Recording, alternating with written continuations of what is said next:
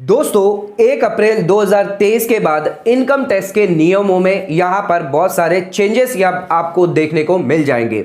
यानी 1 अप्रैल से अब इनकम टैक्स रूल्स जो है नए रूल्स यहां पर आपको लागू किए जाएंगे।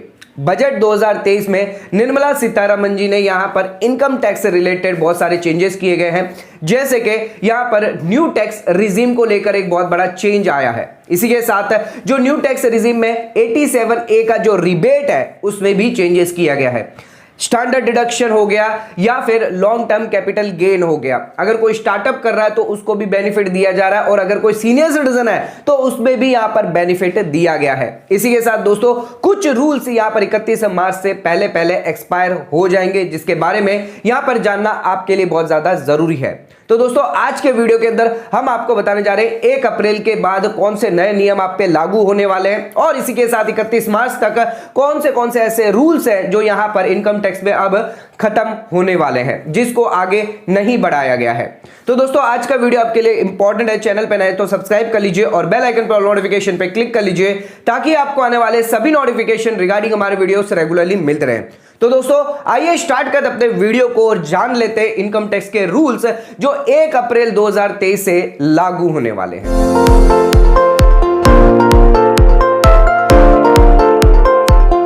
तो दोस्तों आइए स्टार्ट करते अपने वीडियो को और बात कर लेते हैं ऐसे 10 बड़े चेंजेस जो यहां पर आपको 1 अप्रैल के बाद देखने को अब मिल जाएंगे, यानी 1 अप्रैल से लागू हो जाएंगे।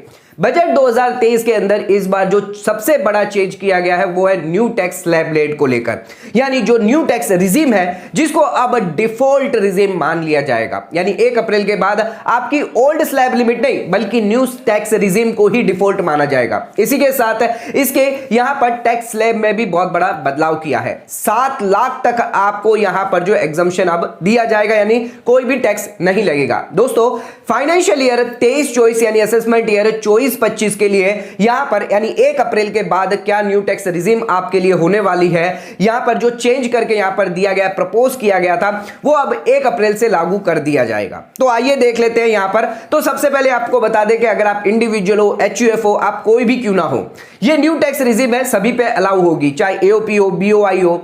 ध्यान रखिएगा 3 लाख तक कोई भी टैक्स नहीं लगेगा। पहले ये लिमिट 2.5 लाख की थी, जिसको इन्होंने बढ़ाकर अब 3 लाख कर दिया है। इसी के साथ यहां पर 3 लाख से 6 लाख की बात करें तो 5% का टैक्स आपको लगेगा।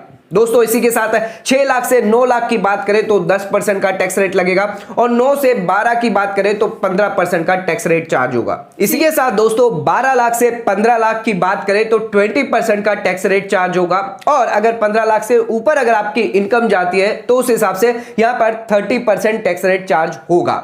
दोस्तों ये न्यू टैक्स रिजीम जो है वो यहां पर पूरी की पूरी चेंज करी गई है। जो पहले न्यू टैक्स रिजीम थी जो यहां पर अभी भी इस साल के लिए एप्लीकेबल रहेगी, फाइनेंशियल ईयर 22-23 के लिए, पर फाइनेंशियल ईयर 23-24 से अब आपके लिए ये नई टैक्स रिजीम जो है, जो न्यू टैक्स रिजीम है वो लागू कर दी जाएगी। तो दोस्तों ध्यान रखिएगा यहां पर जो है सीधे 50,000 का यहां पर बेनिफिट दिया गया है। एक तो यहां पर जो बेसिक एग्जम्पशन लिमिट है जिसको यहां पर बढ़ाया गया है। इसी के साथ यहां पर जो स्लैब रेट है वो 3-3 लाख के गैप के हिसाब से कर दी है। पहले ये 2.5 लाख के गैप के हिसाब से थी, लेकिन अब यहां पर 3-3 के गैप के हिसाब से यहां पर की जाएगी।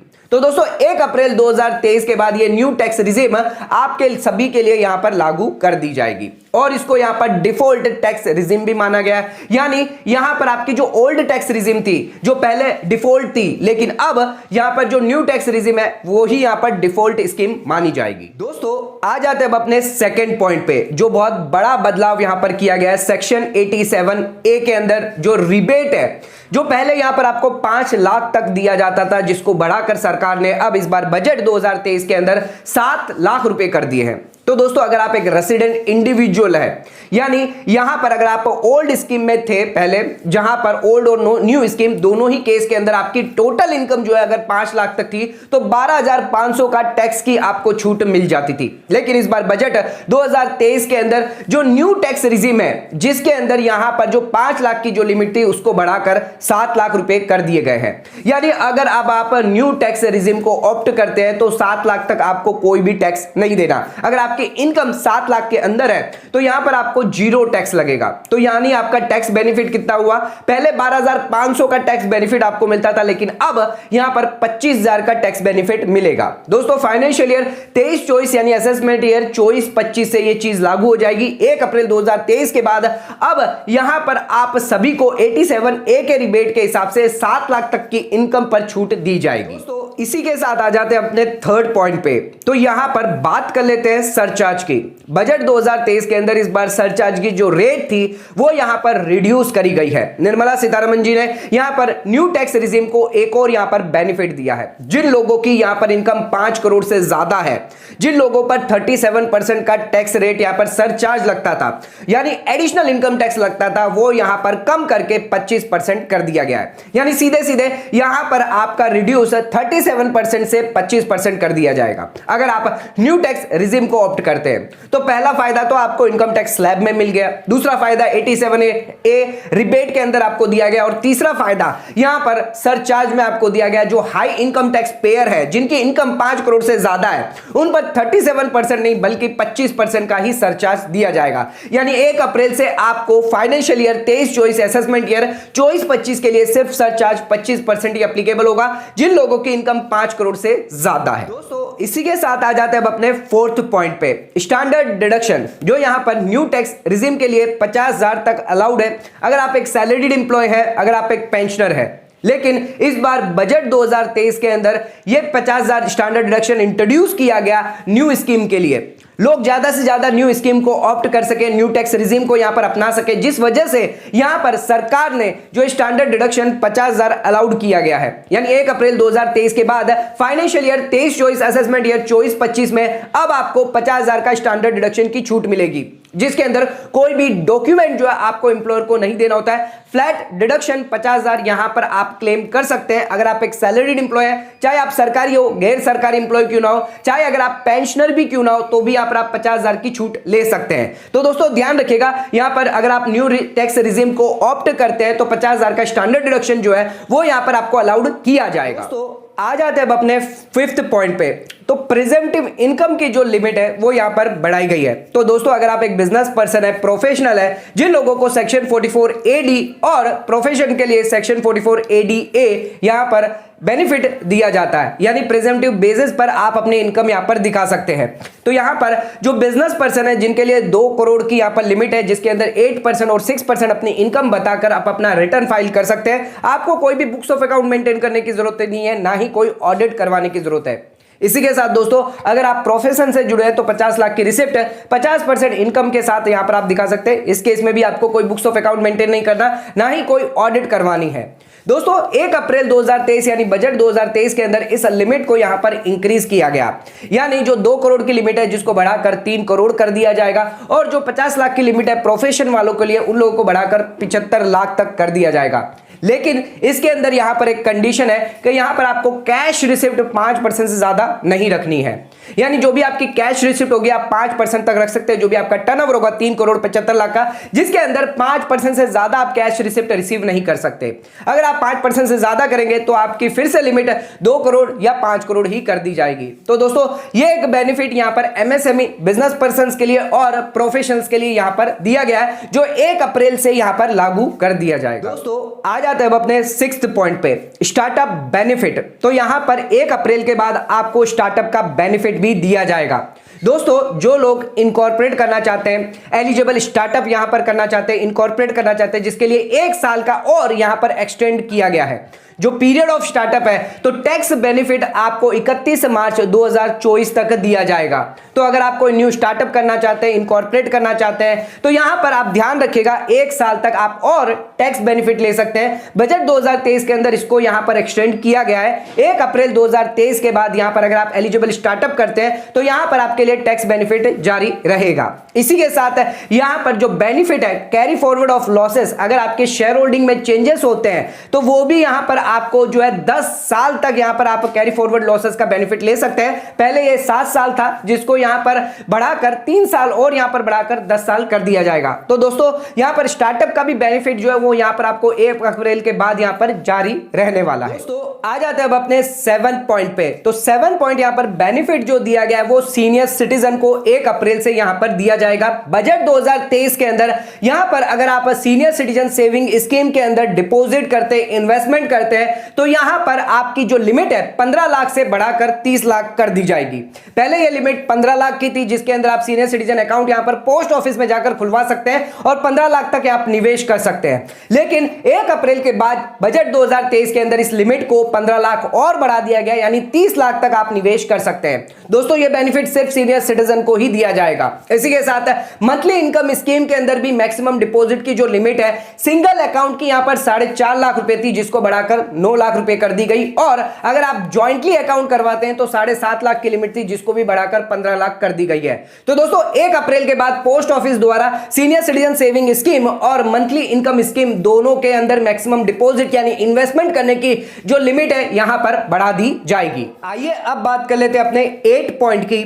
अगर आप गोल्ड खरीदते हैं, चाहे आप फिजिकल गोल्ड खरीदते हो या इलेक्ट्रॉनिक गोल्ड खरीदते हो, लेकिन यहां पर अगर आप गोल्ड को कन्वर्ट करवाते हो, यानी आपने फिजिकल गोल्ड को इलेक्ट्रॉनिक गोल्ड में कन्वर्ट करवाया या फिर इलेक्ट्रॉनिक गोल्ड को आपने फिजिकल गोल्ड में कन्वर्ट करवाया, तो 31 मार्च 2023 तक तो यहां पर आपको कैपिटल गेन टैक्स चार्ज होगा, क्योंकि इसको ट्रांसफर माना जाता है। लेकिन इस बार बजट 2023 के अंदर 1 अप्रैल के बाद अगर आप कन्वर्जन करवाते हो इलेक्ट्रॉनिक को यहां पर फिजिकल या फिजिकल को इलेक्ट्रॉनिक करवाते हो, तो कोई भी कैपिटल गेन टैक्स चार्ज नहीं होगा। यहां पर इसको यहां पर जो है ट्रांसफर नहीं माना जाएगा। तो दोस्तों ये एक बहुत बड़ा बेनिफिट जो है सभी टैक्स पेयर को यहां पर दिया गया है। जो लोग यहां पर फिजिकल गोल्ड खरीदते हैं और वो चाहते हैं कि उनका जो गोल्ड है इलेक्ट्रॉनिक गोल्ड यहां पर हो जाए, या जो इलेक्ट्रॉनिक गोल्ड में कन्वर्ट करके वो फिजिकल गोल्ड लेना चाहते हैं, तो उन लोगों के लिए अब जो है यहां पर बेनिफिट दिया गया है, कोई भी कैपिटल गेन टैक्स चार्ज नहीं होने वाला है 1 अप्रैल के बाद। तो आ जाते हैं अपने 9th पॉइंट पे। तो 9th पॉइंट यहां पर होम बायर के लिए जो री इन्वेस्टमेंट करना चाहते हैं घर के अंदर, रेसिडेंशियल हाउस प्रॉपर्टी के अंदर।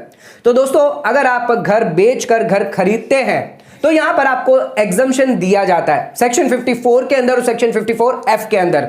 दोनों ही केस के अंदर आपको रेसिडेंशियल हाउस प्रॉपर्टी का यहां पर बेनिफिट दिया जाता है। आप घर के सामने घर खरीदते हैं या फिर कोई अदर एसेट्स के सामने अगर आप घर खरीदते हैं सेक्शन 54F के अंदर, तो यहां पर आपको एग्जम्पशन अलाउड किया जाएगा, यानी जो भी आपका कैपिटल गेन निकल के आता है वो यहां पर आपका एग्जेम्प्ट हो जाता है, यानी कोई भी आपको टैक्स चार्ज नहीं होगा। अगर आप घर बेचते हैं या फिर कोई अदर एसेट्स बेचते हैं तो कोई भी टैक्स नहीं लगेगा। तो दोस्तों यहां पर इस बार बजट 2023 के अंदर 1 अप्रैल से अब यहां पर सेक्शन 54 और सेक्शन 54F के अंदर रेस्ट्रिक्शन रखा गया है। 10 करोड़ का रेस्ट्रिक्शन यहां पर रख दिया जाएगा, यानी 10 करोड़ से ज्यादा का आप एग्जम्पशन यहां पर अलाउड नहीं कर पाएंगे। तो दोस्तों जो लोग लग्जरी घर लेना चाहते हैं, बहुत ही कम लोगों को यहां पर जो इफेक्ट होने वाला है ये सेक्शन, लेकिन ये सेक्शन जो है वो यहां पर लग्जरी लोगों के लिए, जो लग्जरी घर लेते हैं, लग्जरी हाउस प्रॉपर्टी लेना चाहते हैं, उन लोगों के लिए यहां पर एक बहुत ही बड़ा यहां पर जो है ड्रॉबैक है। उन लोगों को अब जो है 10 करोड़ से ज्यादा का एग्जम्पशन अलाउड नहीं किया जाएगा, चाहे आप सेक्शन 54 की बात करें या सेक्शन 54F, दोनों ही केस में 10-10 करोड़ की यहां पर जो है लिमिट रखी जाएगी। दोस्तों आ जाते हैं अपने 10th पॉइंट पे, जिसके अंदर यहां पर आपको लाइफ इंश्योरेंस पॉलिसी के अंदर यहां पर बेनिफिट दिया जाएगा 1 अप्रैल के बाद।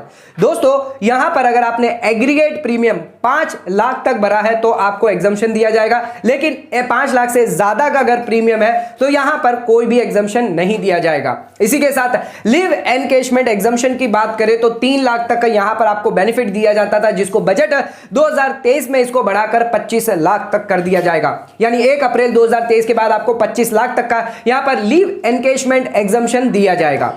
इसी के साथ दोस्तों ईपीएफ के अंदर अगर आप विड्रॉल करते हैं तो टीडीएस रेट अगर आप पैन कार्ड नहीं दिखाते तो 30% की रेट है, जिसको 1 अप्रैल के बाद 30% से कम करके 20% कर दिया जाएगा।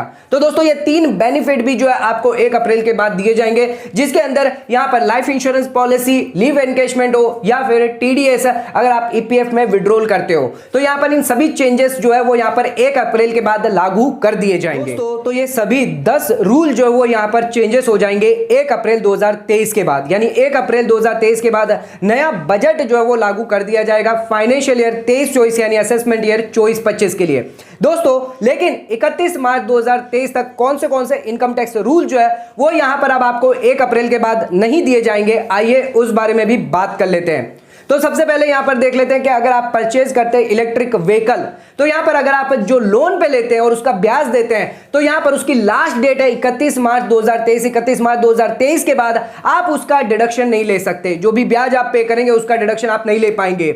यानी 1 अप्रैल के बाद अगर आप इलेक्ट्रिक व्हीकल परचेज करते हैं तो कोई भी डिडक्शन यहां पर आपको ब्याज का नहीं दिया जाएगा। इसी के साथ पैन कार्ड और आधार कार्ड की बात करें तो 31 मार्च आखिरी डेट है जिसको आप लिंक करवा सकते हैं। इसके बाद 1 अप्रैल के बाद आपका पैन कार्ड और आधार कार्ड यहां पर इनऑपरेटिव कर दिया जाएगा। दोस्तों अपडेटेड रिटर्न की बात करें तो फाइनेंशियल ईयर 19-20 यानी असेसमेंट ईयर 20-21 के लिए आखिरी डेट है 31 मार्च 2023।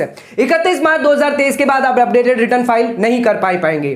दोस्तों इसी के साथ अगर आप जीएसटी कंपोजिशन टैक्स पेयर में कन्वर्ट करना चाहते हैं, जीएसटी रेगुलर टैक्स पेयर है जिसको कन्वर्ट करके आप कंपोजिशन में जाना चाहते हैं, तो ध्यान रखिएगा 31 मार्च भी आपके लिए आखिरी डेट है। इसके बाद यहां पर आप कन्वर्ट नहीं करवा पाएंगे, यानी कंपोजिशन ऑप्ट नहीं करवा पाएंगे, आपको रेगुलर टैक्स पेयर ही रहना पड़ेगा। इसी के साथ दोस्तों फाइनेंशियल ईयर 22-23 के लिए एडवांस टैक्स आपको भरना जरूरी है। 31 मार्च 2023 आखिरी डेट है जिसके अंदर आप अपना एडवांस टैक्स भर सकते हैं। इसके बाद अगर आप एडवांस टैक्स भरते हैं तो यहां पर आपको सेक्शन 234 के अंदर यहां पर ब्याज देना होगा। तो दोस्तों ध्यान रखिएगा 31 मार्च से पहले भी ये 4-5 जो बातें हमने आपको बताई है ये सभी आप ध्यान रखिएगा, जिसके अंदर आपको 1 अप्रैल के बाद इनकी कोई भी सुविधा आपको नहीं दी जाएगी।